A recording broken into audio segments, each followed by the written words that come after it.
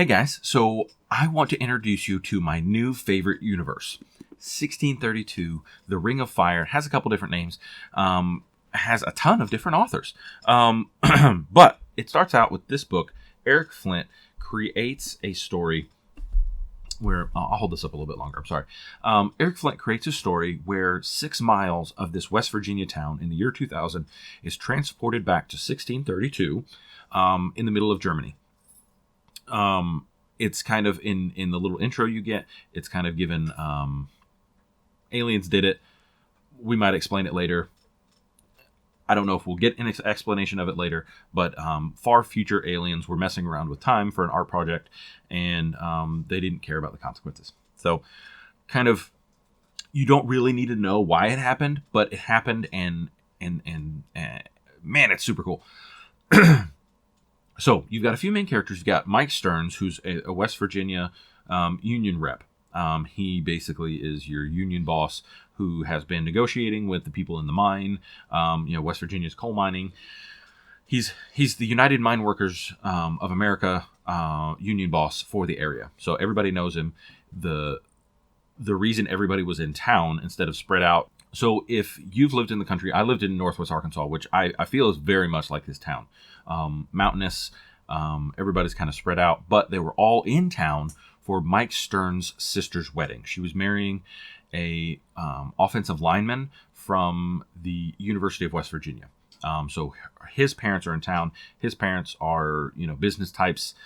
His father's a CEO. His mother's a CEO's wife. And they don't want to be here with these hillbillies that he's marrying into. Tom's sister is beautiful and funny and charming and met him at West Virginia, and they just fell in love. Tom seems to be a really cool guy, a giant of a man, but really, really cool guy. Him and Mike kind of have a really good conversation early on. We also meet the doctor. Forms the early nucleus of who you're going to get to meet, who is in charge of this town as they're about to go back in town. All of a sudden they hear this noise and things are different. They go investigate like country people do. They go investigate with guns. They come up upon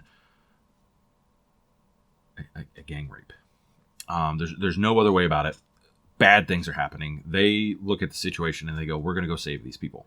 Man's getting tortured. His wife is getting assaulted.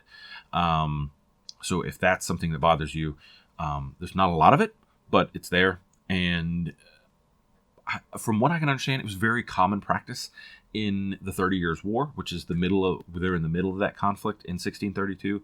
So it's historically accurate, but if that kind of thing, just like you can't read about it, definitely you might want to skip it. But it doesn't last very long. It's very early in the book, and American justice becomes the kind of the rule of the day.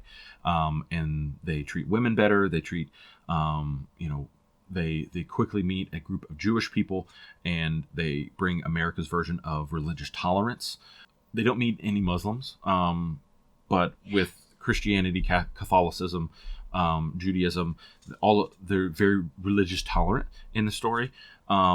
Really, it's just a story about good people from West Virginia, good country people from West Virginia, coming back in time. Nobody in the story is really racist. There's a couple moments where somebody might be, and then Mike Stearns, your main character, kind of goes, look, we're not those people. We're not going to do that. We're not going to bring that nonsense back in time with us. And they create this brand new universe, and I love it. Right out the gate, Eric Flint was writing this story and posting the chapters online. So people were becoming fans with him as the story was coming out. Bain, the editor, B-A-E-N, is Jim Bain, I think, is the guy who was the editor at the time. Him and Eric Flint were having conversations. They were saying, hey, I want this to be, a really cool, interesting moment where the fans are part of it. And so fans started writing stories about different characters. The book I read right after is The Ring of Fire. I'll put a picture up. That book is basically short stories attached to this one between 1632 and 1633, which is the next book I'm currently reading. This one doesn't focus so much on world building. 1633 does so much more world building. This, you really just meet the characters. You fall in love with the characters. Everybody that you follow are generally good people. There are bad people in the world, but we don't really follow them. we get to hang out with really good people, really kind and generous people, really tolerant people, and these are the people you'd want to be friends with. Kind of the way I think about it. Marriages happen.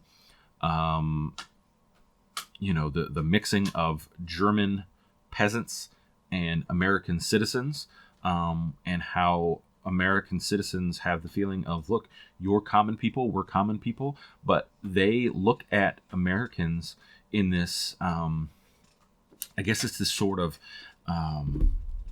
because we're so clean and put together, educated, that we're nobility.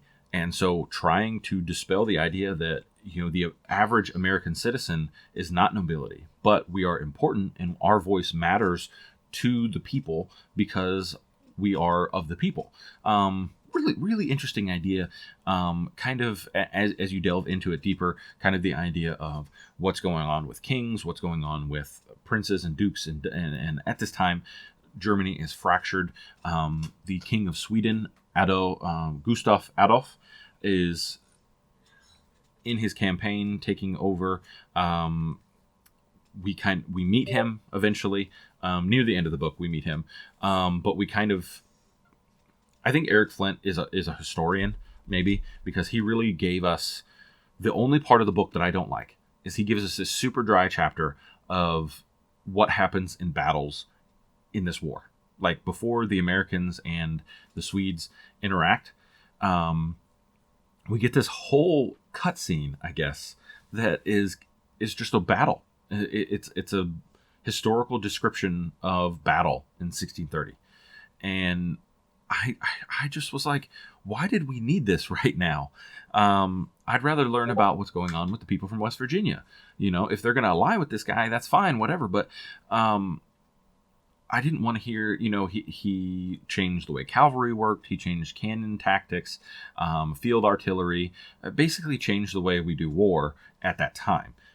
We have flintlock pistols, so everything that the Americans have are better. A big thing in the story is rate of fire. If you know what rate of fire is, you'll understand. They explain it in depth, and they use it as a catchphrase. Rate of fire! But because American weapons shoot so much faster, they were literally had flintlocks where you'd take a shot and basically your weapon was done for the next 5 minutes. You'd hand it to somebody else. They'd reload it. They'd give it back to you in 10 minutes. So Americans being able to shoot and then shoot again, huge advantage in war. Basically, a 300-man army can defeat a 2,000-man army and take almost no casualties.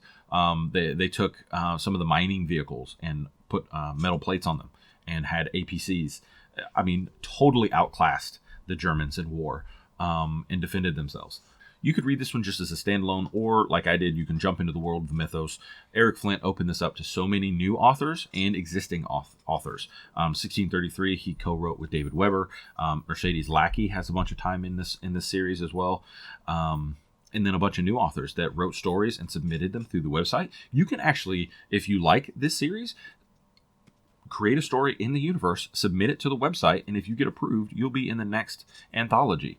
A lot of new authors have started through this series, writing short stories in the 1632 world universe, Ring of Fire universe. There's also the Ansazi Shards universe, is what happened with the time change, but we don't talk about that as much. So what I'm really excited about is getting into this universe. I'm most of the way through 1633. I was listening to it last night. It's been so much more time world building. Where this is a 5-star book, I would say that one's probably 3.5 stars. So you may, but at the point I'm in, the whole first half of the book is you're building universe, really. He's fleshing out Army, Navy, Air Force. All these things are getting fleshed out in 1633. Where in this book you're meeting characters, and I am way more of a character-focused person. I really, really enjoy the characters in this story. I really enjoy meeting these characters. I enjoy getting to know these characters. So, from a enjoyment standpoint, this is really, really great.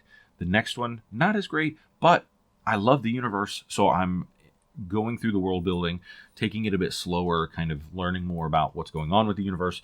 And I think when we get to 1634, it kind of splits off. Like, I mean, it does this, and then it like really, the universe grows rapidly after 1633. So if I would give this one a chance for sure. Just see what the universe is about. If you love this one like I did, I would say push through 1633 and get into the big world building ideas. There's some stuff going on with the United States, because at this point, we're just a couple British colonies. I think Plymouth Rock and Jamestown. So anything that happens can drastically change what happens in America. So these people are worried that they've drastically changed what's going on in America in 1633, and many other. This universe is great. I am a big proponent for check this sucker out, because it is super good. I think that's all that I really had for the story. So please subscribe to the channel if you enjoy the content. I will come back with some more reviews soon. All right, see ya. Bye.